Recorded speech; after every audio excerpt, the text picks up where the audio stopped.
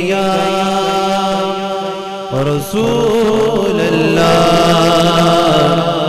وسلم علیک یا حبیب اللہ. جیسا کہ آپ حضرات کو معلوم ہے کہ یہ حج کے مہینے ہیں جو گزر رہے ہیں، یعنی شوال، ذیقعدہ اور ذی الحجہ کے 10 دن. اللہ تبارک و تعالیٰ قرآن پاک میں ارشاد فرماتا ہے الحج اشہر معلومات، کہ حج کے چند مہینے ہیں جو معلوم ہیں. ان دنوں میں خوش نصیب لوگ اور مقدر والے حضرات حج بیت اللہ اور زیارت نبی کریم صلی اللہ علیہ وسلم کے لیے رخصت صبر مانتے ہیں، اور زائرین مدینہ طیبہ اپنی منزل محبت کی طرف رواں دواں ہوتے ہیں، اور ہمارے جیسے بد نصیب لوگ یہیں پر حج و زیارت کے لیے تڑپتے اور ترستے رہ جاتے ہیں، اور مدینہ منورہ جانے والوں حضرات سے یہ عرض کرتے رہتے ہیں کہ حضور کی بارگاہ میں ہمارا بھی سلام پیش کرنا. تو حضرات گرامی، جو آیت کریمہ میں نے آپ حضرات کے سامنے تلاوت کا شرف حاصل کیا ہے، اس آیت کریمہ میں اللہ تبارک و تعالیٰ ارشاد فرماتا ہے وَلِلَّهِ عَلَى النَّاسِ حِجُّ الْبَيْتِ مَنِ اسْتَطَاعَ إِلَيْهِ سَبِيلًا، اور اللہ کے لیے فرض ہے لوگوں پر حج اس گھر کا جو طاقت رکھتا ہو وہاں تک پہنچنے کی.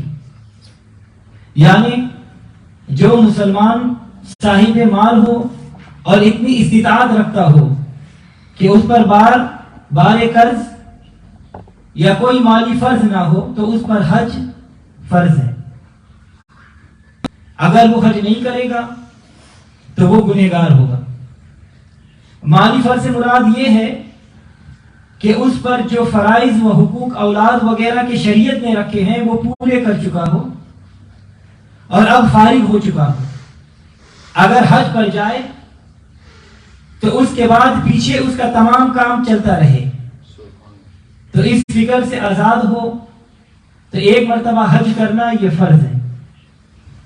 توجہ چاہوں گا، حج کیا ہے؟ حج کیا ہے؟ اللہ تبارک و تعالیٰ کے گھر کی زیارت کرنا، عرفات کی حاضری، مزدلفہ و مینا کی حاضری، شیطان کو کنکریاں مارنا، طواف کرنا، صفا و مروہ کی سعی کرنا، حجر اسود کو چومنا وغیرہ، یہ سب حج ہے. تو اب سوال یہ ہے کہ کیا کینیڈا کی تمام مساجد اللہ کے گھر نہیں ہیں؟ یقیناً یہ تمام مساجد اللہ تعالیٰ کے گھر ہے. تو پھر حج کے لیے کعبۃ اللہ شریف ہی کیوں جاتے ہیں؟ اس لیے کہ وہاں اللہ تبارک و تعالیٰ کے خلیل ابراہیم علیہ السلام نے جو کام انجام دیے ہیں، اسی طرح اس کے نقش قدم پر چلتے ہوئے وہی کام انجام دینا یہ حج ہے. تو اللہ تبارک و تعالیٰ اپنے بندوں کی مقربین بارگاہ کی یادگار قائم رکھنا چاہتا ہے. تو زیارت بیت اللہ اور اس کا طواف، صفا و مروہ پر دوڑنا اور حجر اسود کو چومنا، عرفات میں تلبیہ کی صدائیں بلند کرنا، مزدلفہ اور مینا میں حاضر ہونا، شیطان کو کنکریاں مارنا، قربانی کرنا، یہ سب کچھ حضرت ابراہیم علیہ السلام اور آپ کے اہل بیت کی سنت ہے، جسے ایک فرض قرار دے دیا گیا.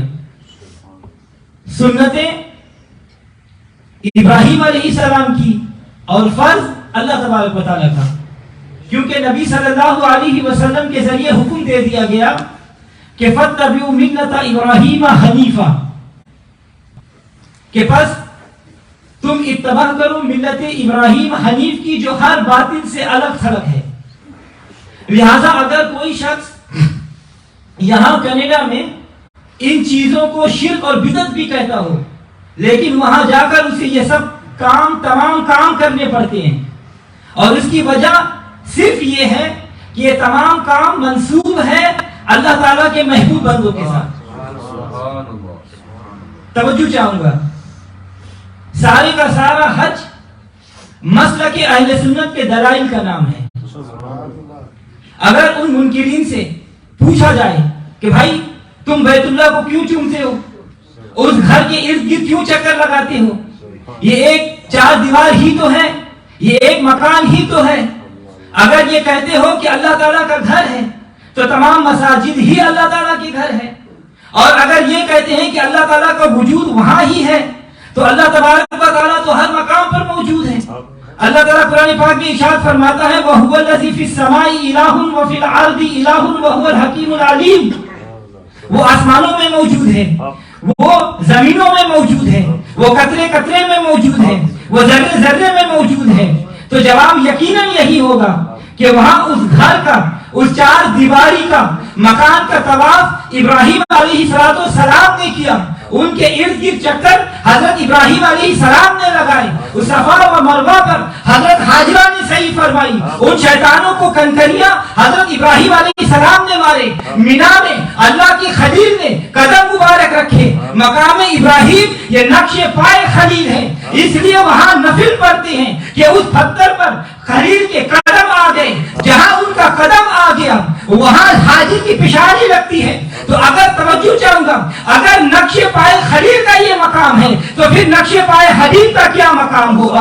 अगर नक्शे पाए हाजरा शायरुल्लाह है तो फिर नक्शे पाए महबूब की क्या शान होगी? अगर काबतुल्लाह मकाम तवाफ है तो काबे के काबा की क्या अजमत होगी? ईमानदारी से मुझे बताओ कि क्या काबा को काबा किसने बनाया?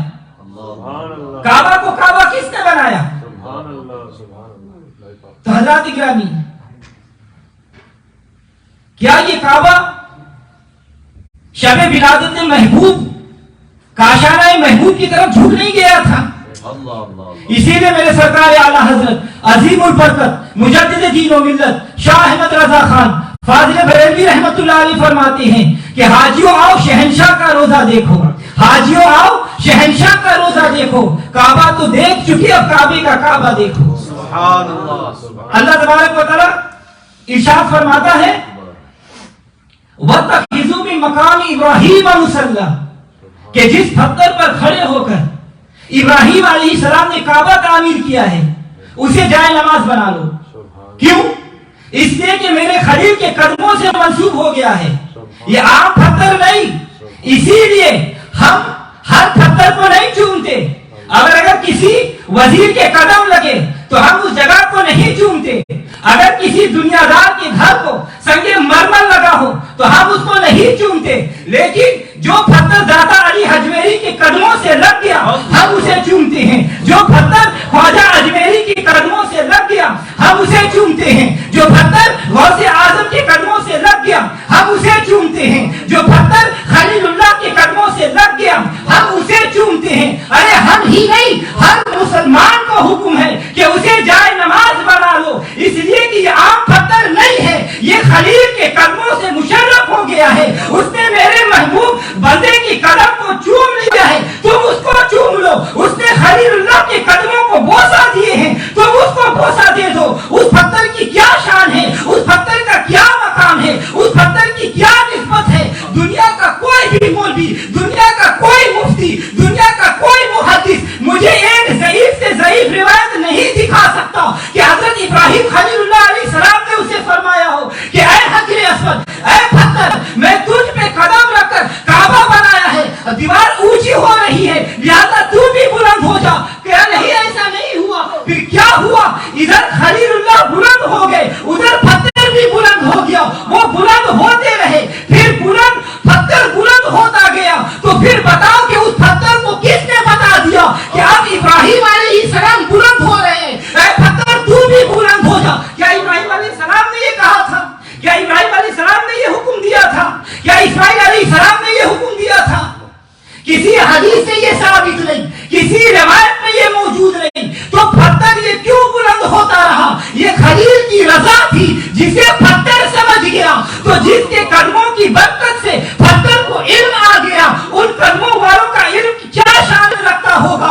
अगर ये खलील के कदमों की बरकत है तो फिर हबीब की कदमों की बरकत क्या होगी? हबीब के दस्ते मुबारक की शान क्या होगी? मुस्लिम शरीफ के हदीस में है, मेरे नबी सल्लल्लाहु अलैहि वसल्लम मुबारक ने इरशाद फरमाया इन्नी लआरिफु हजरन बिमक्का काना युसल्लिमु अलैया क़ब्ल अन उबसा इन्नी लआरिफुल आन। हुजूर ने फरमाया कि बेशक मैं मक्का में उस पत्थर को पहचानता हूँ जो बेशक से पहले मुझ पर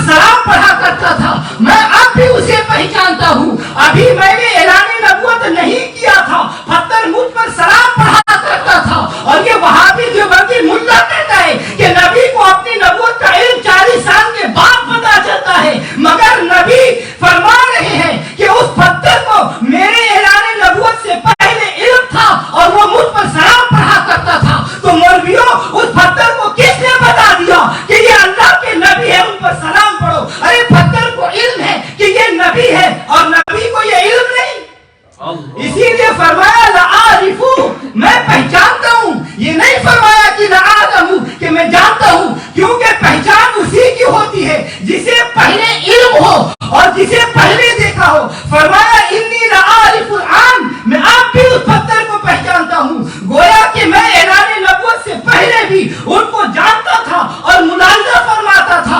اب ان پتھروں کو پہچانتا ہوں. پتھر میری رسالت کو جانتا تھا اور میں اس پتھر کو پہچانتا ہوں. تو پھر مجھے بتاؤ, کیا یہ پتھر کوئی ولی ہے؟ یہ پتھر کوئی غوث ہے؟ یہ پتھر کوئی کتب ہے؟ یہ پتھر کوئی ابدال ہے؟ یہ پتھر کوئی کلمہ گو ہے؟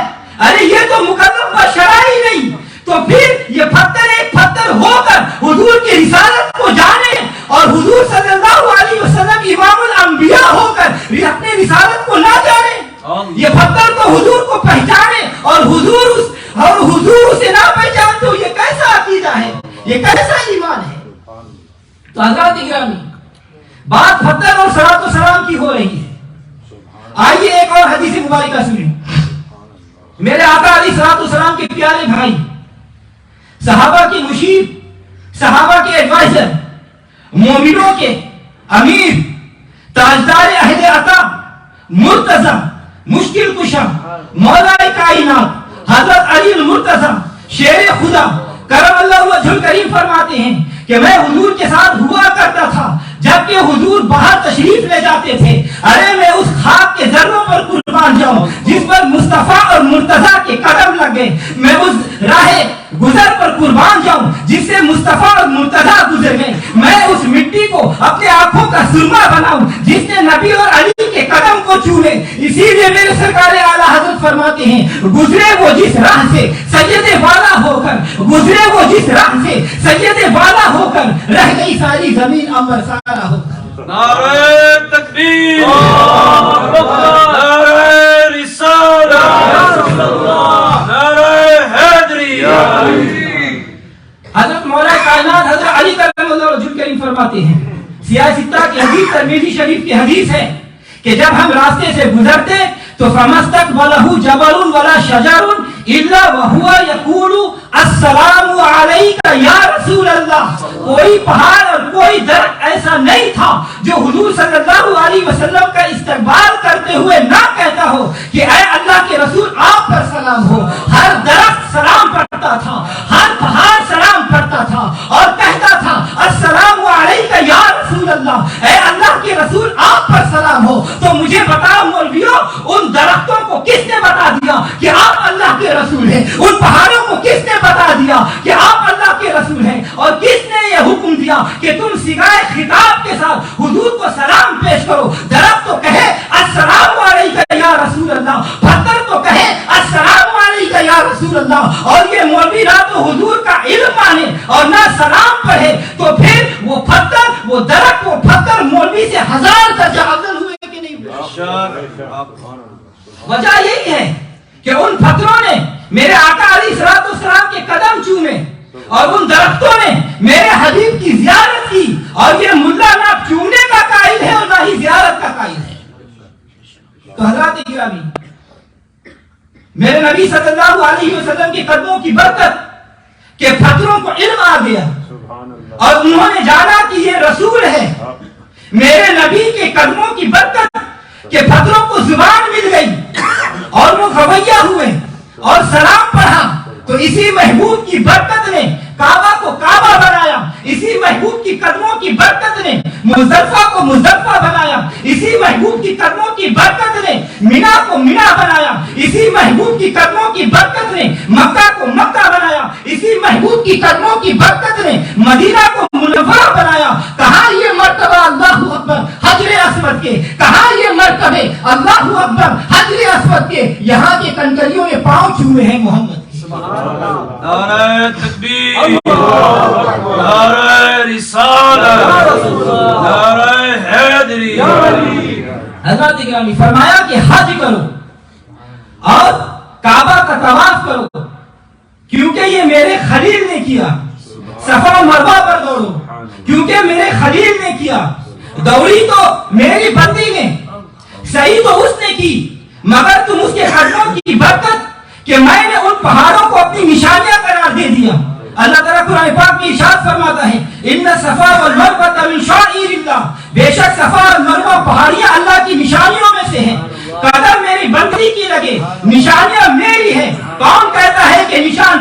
ملتا نہیں؟ کون کہتا ہے کہ نشان پہ نشان ملتا نہیں؟ ڈھونڈنے والا ہو تو اس کو وہ کہاں ملتا نہیں؟ آپ ان نشانیوں میں تم بھی مجھے پالو گے، میری ان بندی کی یاد کو تازہ کرو، یہ حج کا رکن ہے۔ میدان عرفات میں آ کر اسی طرح مجھے پکارو جیسے میرے بندے نے مجھے پکارا، یہ حج کا رکن ہے۔ آ جاؤ اور دیکھنا تمہاری حالت بھی وہی ہو جو میرے خلیل کی تھی، تمہاری کیفیت بھی وہی ہو جو میرے خلیل کی تھی، تمہارا لباس بھی وہی ہو جو میرے خلیل کا تھا، اور تمہاری سزائیں بھی وہی ہو جو میرے خلیل کی تھی۔ لبیک اللہم لبیک، لبیک لا شریک لک لبیک، ان الحمد والنعمت لک والملک لا شریک لک۔ آ اور مینا میں اسی طرح مجھے خیمے لگاؤ جس طرح میرے خلیل نے لگائے، اور اسی طرح کنکریاں چنو جس طرح میرے خلیل نے چنے، پھر اسی طرح اسی ترتیب سے شیطان کو کنکریاں مارو، پتھر مارو جس طرح میرے خلیل نے مارے، یہ حج ہے۔ پھر اسی طرح قربانی کرو جیسے میرے خلیل نے کی، یہ سب کچھ میرے خلیل کی ادائیں ہے اور یہی حج ہے۔ تو حضرات گرامی، اگر اسی طرح نہ کرو گے تو یہ حج نہیں ہوگا۔ اگر تکمیل سنت خلیل اللہ یہ حج ہے، تکمیل سنت ذبیح اللہ یہ حج ہے، تکمیل سنت حاجرہ یہ حج ہے، صفا مروہ پر دوڑنا یہ حج ہے، مینا میں حاضر ہونا یہ حج ہے، شیطانوں کو مارنا یہ حج ہے، عرفات میں حاضر ہونا یہ حج ہے، حجر اسود کو چھونا یہ حج ہے۔ حضرات گرامی، حاجیوں سے آپ جا کر پوچھ لیں اور علماء اکرام سے بھی تحقیق کرا لیں، اگر کوئی شخص رش کی وجہ سے، بھیڑ کی وجہ سے حجر اسود کو نہ چھو پائے تو حکم ہے کہ اپنے ہاتھ کو حجر اسود کی طرف کر کے اور اپنے ہاتھ کو چوم لو۔ توجہ چاہوں گا، ابھی ہاتھ حجر اسود کو لگا نہیں، صرف رکے ہتھیلی اس طرف ہوا ہے، اسے ہی چوم لو۔ تو جو ہاتھ مصطفیٰ صلی اللہ علیہ وسلم کے ہاتھوں میں چلے گئے ہیں انہیں کیوں نہ چوما جائے؟ اگر یہ صدیق اکبر کا ہاتھ ہے جو مصطفیٰ کے دستے مبارک پر گیا، یہ فاروق اعظم کا ہاتھ ہے جو مصطفیٰ کے دستے مبارک پر گیا، یہ عثمان غنی کا ہاتھ ہے جو مصطفیٰ کے دستے مبارک پر گیا، یہ حیدر کرار کا ہاتھ ہے جو مصطفیٰ کے دستے مبارک پر گیا، یہ طلحہ اور زبیر کا ہاتھ ہے جو مصطفیٰ کے دستے مبارک پر گیا، یہ سلمان اور بلال کا ہاتھ ہے جو مصطفیٰ کے دستے مبارک پر گیا، یہ اصحاب رسول کا ہاتھ ہے، یہ اصحاب رسول کا ہاتھ ہے جو مصطفیٰ صلی اللہ علیہ وسلم کے دستے مبارک پر گیا۔ ارے صدیق کی شان حجر اسود سے بلند، فاروق کی شان حجر اسود سے بلند، عثمان غنی کی شان حجر اسود سے بلند، حیدر کرار کی شان حجر اسود سے بلند۔ اور میرے آقا علیہ السلام مبارک نے ارشاد فرمایا، آپ نے کعبہ کی طرف اشارہ کر کے فرمایا کہ اے کعبہ، مجھے اس کی قسم جس کے قبضہ و قدرت میں میری جان ہے، تیری حرمت سے زیادہ اللہ کے نزدیک بندہ مومن کی حرمت ہے۔ رب کعبہ کی قسم، رب محمد کی قسم، کعبہ کا طواف کرنے والا اگر صدیق کا دشمن ہے تو اس کا طواف بیکار ہے۔ رب کعبہ کی قسم، رب محمد کی قسم، کعبہ کا طواف کرنے والا اگر فاروق اعظم کا دشمن ہے تو اس کا طواف بیکار ہے۔ کعبہ کا طواف کرنے والا اگر عثمان غنی کا دشمن ہے تو طواف بیکار ہے۔ کعبہ کا طواف کرنے والا اگر حیدر کرار کا دشمن ہے تو طواف بیکار ہے۔ حج بیت اللہ کرنے والا اگر اصحاب رسول کا دشمن ہے تو حج بیکار ہے، کیونکہ وہ نفوس قدسیہ کی حرمت و عظمت کعبہ سے بھی زیادہ بلند اور بالا ہے۔ سبحان اللہ، نعرہ تکبیر، اللہ اکبر، نعرہ رسالت، یا رسول اللہ، حیدر یا علی۔ حضرات گرامی، سبحان اللہ۔ تو حجر اس طرح میں حجر کرنے والوں کبھی اس حجر اسود سے سوال کرو کہ ساری کائنات تو تجھے چومتی ہے، تو تو نے کبھی کسی کو چوما؟ تو حجر اسود سے آواز آتی ہے کہ اے مولویوں، کائنات اپنے ہونٹ میرے اوپر لگاتی ہے اور میں اپنے آپ مصطفیٰ کے ہونٹوں سے لگ جاتا ہوں۔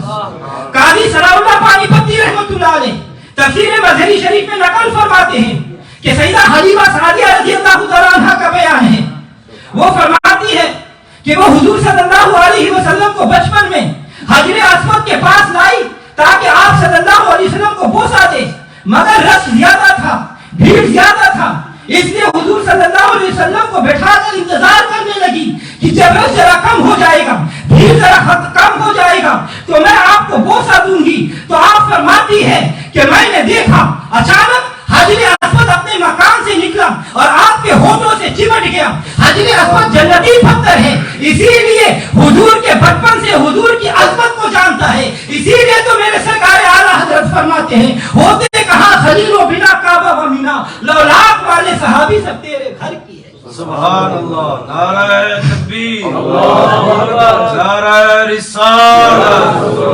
نعرہ حیدری. حضرات اکرام توجہ چاہوں گا, عام پتھر فائدہ نہیں دے سکتا, عام پتھر نفع نہیں دے سکتا, عام پتھر نقصان نہیں دے سکتا. حجر اسود نفع بھی دے سکتا ہے, فائدہ بھی دے سکتا ہے اور نقصان بھی دے سکتا ہے. حضرت سیدنا فاروق اعظم رضی اللہ تعالیٰ عنہ نے اصطلاح میں حجر اسود فرمایا اور حجر اسود کو مخاطب کیا کہ اے پتھر تو پتھر ہے, میں انسان ہوں. اے پتھر تو پتھر ہے, میں عمر فاروق ہوں. اے پتھر تو پتھر ہے, میں دعائے مصطفیٰ ہوں.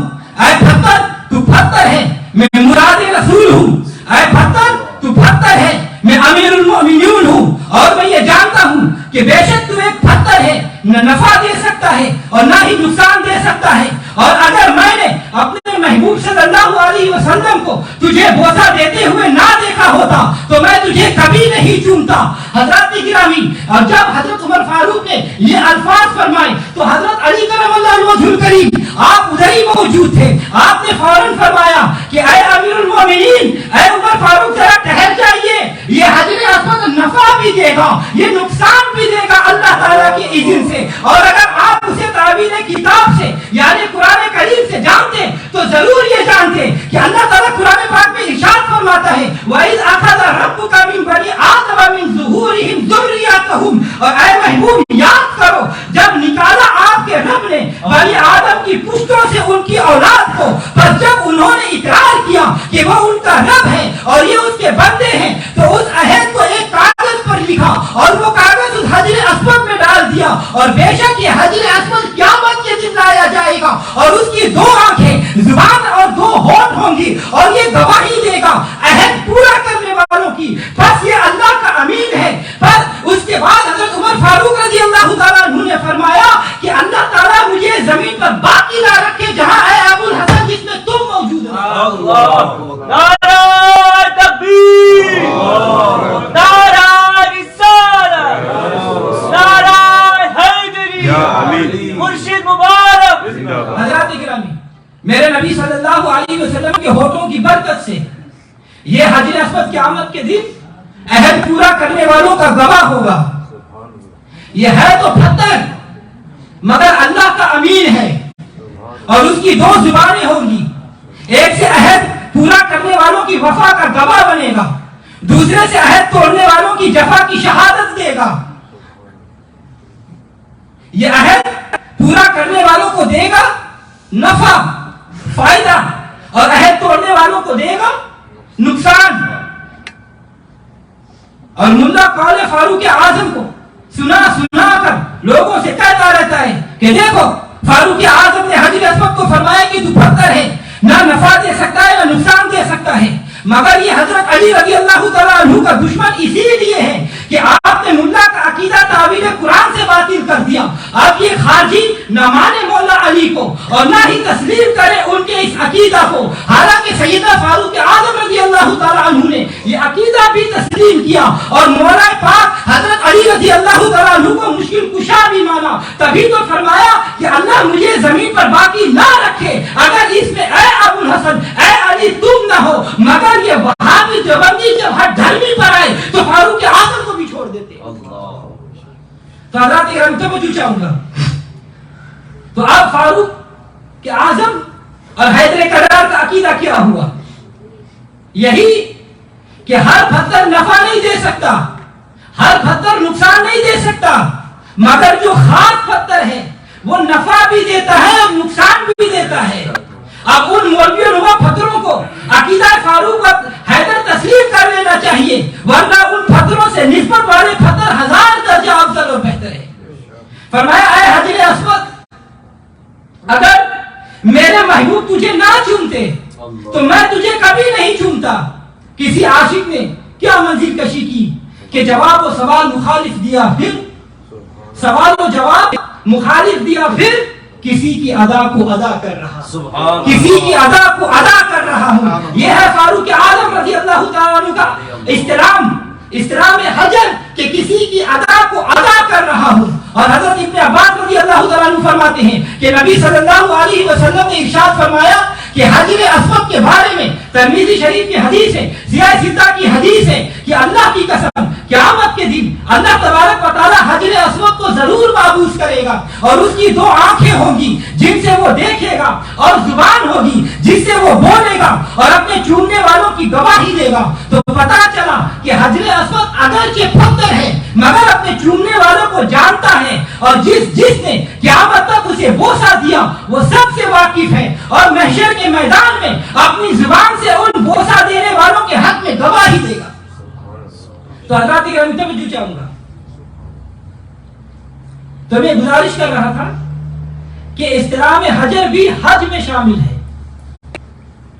اب اگر کوئی شخص بیت اللہ کر لے، اب اگر کوئی شخص صفا مروہ پر سعی کر لے، اب اگر کوئی شخص حجر اسود کو چومے، الفاظ میں لبیک لبیک کی صدائیں بھی بلند کر لے، ملتزم پر، رکن یمنی پر، مقام ابراہیم، میدان رحمت پر، نیچے ہر مقام پر حاضر ہو، مینا مزدلفہ کا قیام بھی کرے، شیطانوں کو رمی جمار بھی کر لے، مگر دل میں یہ بات رکھے کسی پر حج کرنا ہے، نبی صلی اللہ علیہ وسلم کی بارگاہ میں حاضر نہیں دینی، گنبد خضرا کی زیارت نہیں کرنی، مدینہ منورہ کا سفر نہیں کرنا، حج کے ساتھ زیارت روضہ رسول کی نیت نہیں کرنی چاہیے کیونکہ یہ شرک ہے. تو ایسے شخص کا حج منہ پر مار دیا جائے گا، کیونکہ میرے آقا علیہ السلام نے فرمایا من حج ولم یزورنی فقط جفانی، کہ جس نے حج کیا اور میری زیارت نہ کی پس تحقیق اس نے مجھ پر ظلم کیا.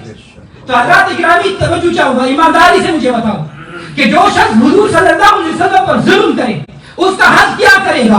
جو شخص نبی صلی اللہ علیہ وسلم پر ظلم کرے اس کی صحیح کیا کرے گی؟ جو شخص نبی صلی اللہ علیہ وسلم پر ظلم کرے اس کی رمی جمار کیا کرے گی؟ جو شخص نبی صلی اللہ علیہ وسلم پر ظلم کرے اس کا اسلام حجر کیا کرے گا؟ جو شخص نبی صلی اللہ علیہ وسلم پر ظلم کرے اس کا میدان عرفات و مینا میں حاضر ہونا کس کام کا؟ ارے یہاں تو ادنا سے بے ادبی ہو جائے تو اعمال برباد ہو جاتے ہیں. اگر نبی صلی اللہ علیہ وسلم کی آواز سے آواز بلند ہو گئی تو نماز برباد، اگر نبی صلی اللہ علیہ وسلم کی آواز سے آواز بلند ہو گئی تو روزہ برباد، حج برباد، زکات برباد، عبادت برباد، قربانی برباد. اللہ تعالیٰ قرآن پاک میں ارشاد فرماتا ہے لا ترفعوا اصواتکم فوق صوت النبی ولا تهجروا له بالقول كهجر بعضكم بعض ان تحبط اعمالكم وانتم لا تشعرون. اور نہ بلند کرنا اپنی آوازوں کو نبی صلی اللہ علیہ وسلم کی آواز سے اور ان کی بات سے اپنی بات بلند نہیں کرنا جس طرح تم آپس میں ایک دوسرے کے ساتھ بات کرتے ہو. اور اگر ایسا کر لیا تو پھر تمہارے سارے اعمال برباد ہو جائیں گے، حقارت ہو جائیں گے اور تمہیں اس کا پتہ بھی نہیں چلے گا. تو حضرات گرامی اگر آواز سے آواز بلند ہو گئی تو تمام اعمال برباد، اگر آواز سے آواز بلند ہو گئی تو تمام اعمال بیکار، اور اگر اس آقا پر ظلم ہو گیا تو یہ حج کیسا ہے؟ اس لیے حج سے فارغ ہوتے ہی حضور صلی اللہ علیہ وسلم کی بارگاہ میں حاضری دو.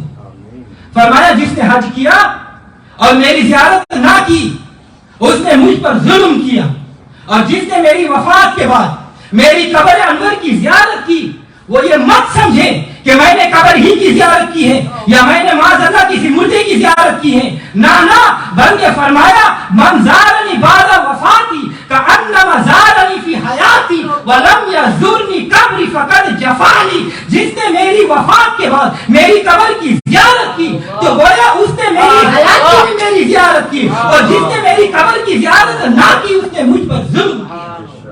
آپ صلی اللہ علیہ وسلم مبارک نے فرمایا من زار قبری وجبت له شفاعتی، کہ جس نے میری قبر کی زیارت کی اس پر میری شفاعت واجب ہو گئی. تو حضرات گرامی اللہ تبارک و تعالیٰ اپنے حبیب صلی اللہ علیہ وسلم کے صدقے جو لوگ حج پر جا رہے ہیں اللہ تبارک و تعالیٰ ان کے حج کو قبول فرمائے.